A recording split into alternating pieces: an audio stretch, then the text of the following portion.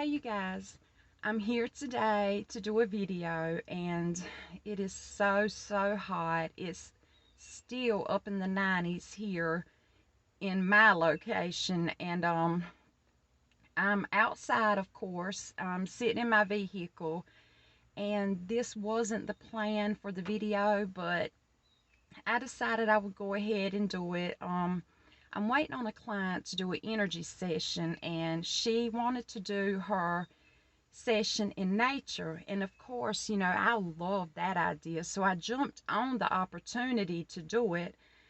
But I was a bit hesitant because this past week has been it's been a week. I've had a lot of things going on in my life that have just been tough, and to be honest, physically I've had a trying week and emotionally, and I was hesitant about doing some energy work for someone, but I meditated on it and I decided that the good outweighs the bad. The pros outweigh the cons, but I do want to add, if you are planning on doing work on behalf of someone and you are just going through something that's just, it's just out of your control, it's something that you just can't seem to get a grip on, and it's just a very trying time, emotionally, and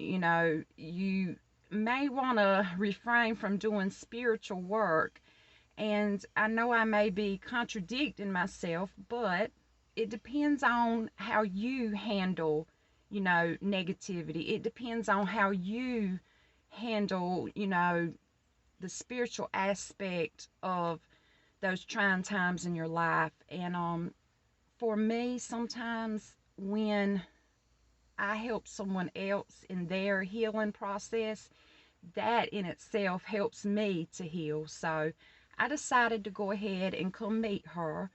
And while I was waiting to meet her, I decided to go ahead and do a quick video because whenever I do a energy session afterwards, not immediately afterwards, but shortly after, I always experience a drop in energy. I get really drained. I become exhausted. And normally after I do any type of spell work or energy work, I have to just, afterwards, I have to just kind of like cool down. I have to sit down. I have to just like breathe.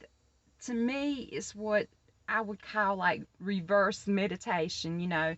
The steps that lead up to you getting to a point of focus and meditation, where when I go through my cooling down period, that's what I'm doing. I'm doing those steps in reverse. I'm usually just, I'm letting everything settle back down. I'm letting my energy, slow back down, because usually by the time I finish a energy session, my vibrational level is just sky high. It's through the roof. And like now, when I'm in the midst of preparing or getting ready to do energy work, I start getting a bit, antsy. I get excited. And, all that is the energy within you is starting to, it's starting to shift. It's starting to rise up, it's getting excited. Your vibrational level is beginning to rise. And that's a good thing when you're doing energy work. But just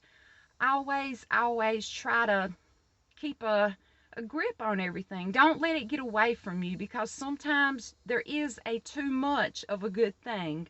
But moving on, that's why I'm here in my vehicle doing this video. But I decided to go ahead and do it beforehand because I knew afterwards I probably wouldn't be able to get it done. So here I am, and like almost every other video that I do, this wasn't my intended topic for discussion. But as I was sitting here waiting, I was going through my emails and I come across one from a young lady, and she's she's very, very sweet. She's growing in her craft. She always has so many questions, and I try to answer them the best I can. And if I can't, I will find someone who can assist her.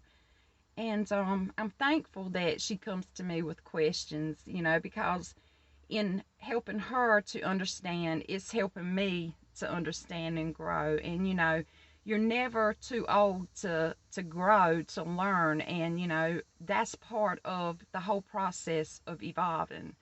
But her question to me was, in spiritual work, in a spiritual aspect, how can we, you know, how can we understand the difference, or how can we see if there is a difference between our intention and our imagination?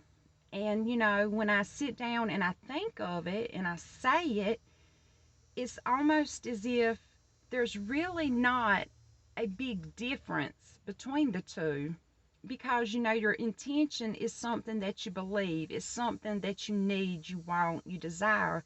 And when you incorporate your imagination into it, that's that desire, that's that belief, and that is part of the whole process of manifesting your intention.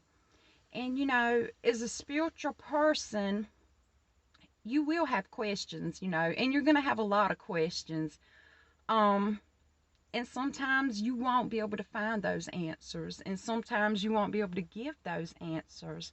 But when you find yourself in that predicament, call to the goddess. She may not answer you right away, but she will answer you when you need to be answered.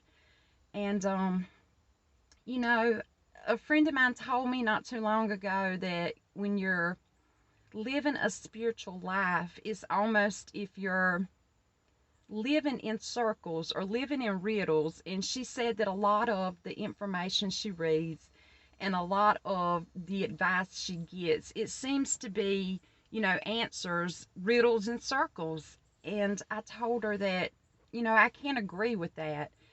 And I think the reason for that is because something of a spiritual nature, we may be able to embody that. We may be able to, identify with that, but we are not physically, mentally, emotionally capable of completely understanding that, because we are human. And for instance, the goddess, any deity, she is of a higher level than we can even comprehend. She's of energies that is just out of this world. And one day when we reach that level of our purpose, our life, we will understand it. But right now, this plane that we exist on, this is not the level to be at, to be able to understand that type of question, to understand that type of energy, that being, if that makes any sense at all. It's almost like she said, you're answering a question with a question, you're talking in riddles. But that's because we are human. And you know being human, we can be an extension of the goddess, but we're not the goddess. We are not a deity. We are a human. And that's okay, because we're not to that point in our journey yet. And I guess that was my answer to that question. And she seemed somewhat satisfied with the answer. But like I told her, everything isn't for us to understand at this point. But there will come a time when it all makes sense. But this body that we're in is not equipped to understand that level of knowledge yet. And when you're talking about energies and different planes of existence, it can get a bit confusing. So that's why I always say, if you have a question, just shoot me an email. And if I can't answer it, I will try my best to find someone who can, because, like I always say, that is part of evolving, is to share and to grow and to seek knowledge. And, if you have some advice, if you have a bit of knowledge you want to share, you can always drop it in the comments section below, or you can send me an email and I will gladly share it here on the channel. But back to the question at hand, is there a way to tell the difference between your intention and your imagination? And I think there is. I really think there is, but it's a complicated question. So therefore it's going to have a complicated answer, and we're all different. We all work differently, we believe differently. So all of our answers to any spiritual question is going to be a bit different. But I guess how I would go about trying to answer this question so someone could understand my point of view would be, like I always say, you know, follow your heart. Always follow your heart. And no matter what you do or what you're trying to achieve, what you're trying to understand, if you follow your heart, it will become clear. And because we are all different, the answer that I seek, the answer that I need, may be different than the answer that you need or the answer that you even receive.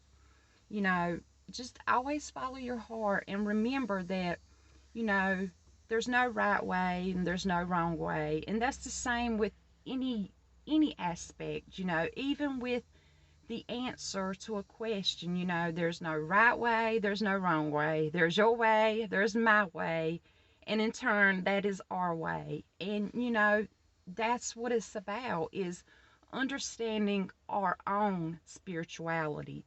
We're all brothers and sisters, no matter what plane of existence we're on, no matter what form we're in, whether we're in a body of human form, a body of, energy. Even energetic bodies have likenesses. And I believe that it may not be, a actual brother or sister, but it will be a body of similarity. Likeness attracts likeness, and therefore we're going to always have, our brothers and sisters, so to speak, no matter what body that we're in, no matter what plane of existence we're on. There's always going to be those closer to us. We're always going to have, our family, if you will. And when we're trying to, you know, see the difference between imagination and intention,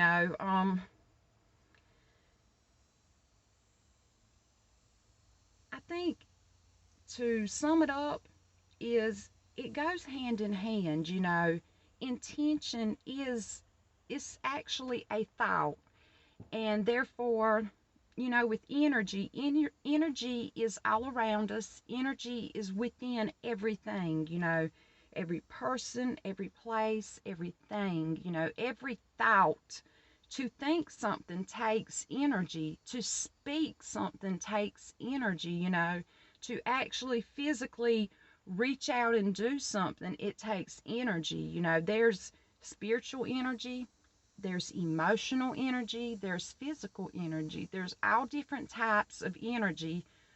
But to sum it all up, everything is made up and contains energy. So when you think about it, to manifest your intention, that takes energy. Your intention, that's an idea, that's a thought, that contains energy. It's just in a different form, but it's still of energy. And, that intention, that thought, it takes energy to manifest it. It contains energy to even exist.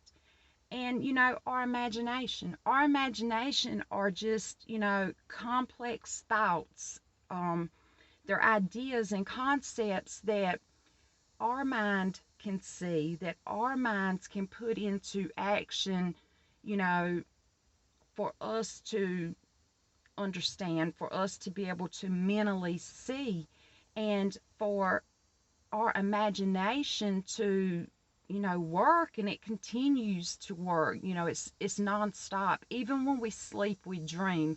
Our imagination is always, it's there, it's working, it's pumping out ideas, it's making us see things, and that is energy. So I guess the easiest way to answer her question, is there a difference between imagination and intention? Yes, there's a difference. It's two different forms of thought, I guess you could say.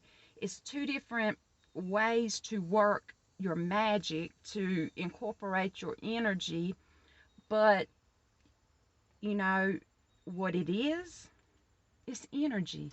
It's our energy. It's our inner energy, our thoughts, our imagination, our intentions. It's all a part of us. It's all a part of our, inner energy. It's all a form of mental energy. And I know it's almost a loaded question, I guess you could say, with a complex answer, but that's my answer. It is the same thing, yet it's not exactly the same thing.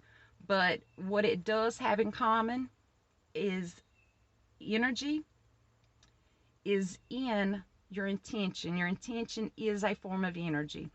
Your imagination, it is, it's your inner thought process. It is a form of energy. So, to sum it all up, yes, they are of the same thing. They both are of energy. And the difference between them is intention. That's that thought, that desire that you want, and it's going to have an end solution. It's going to have a end result, where imagination may not have the same type of end result, if it has an end result, but the workings of your imagination can cause a end result, if that makes any sense. And you guys, it's time for my client. I really, really hope you can make some sense of my crazy babblings today, but I received the question, and I always try to answer them to the best of my ability. So once I get home and get settled, I will sit down and type out a proper answer for my friend. But I just wanted to share that with you, because like I said, this is what our channel is about. It's about growing. It's about sharing, and just the whole purpose is to evolve, and to evolve together. Because like I say in my Facebook groups, we are a family. We may be a social media family, but we are a family. We are a witchy family, a spiritual family. And I just hope, something I said today resonates with someone out there, even if it's just one person, then I've done what I've set out to do. And like always, if you believe, you will receive. Much love, you guys. Bye bye.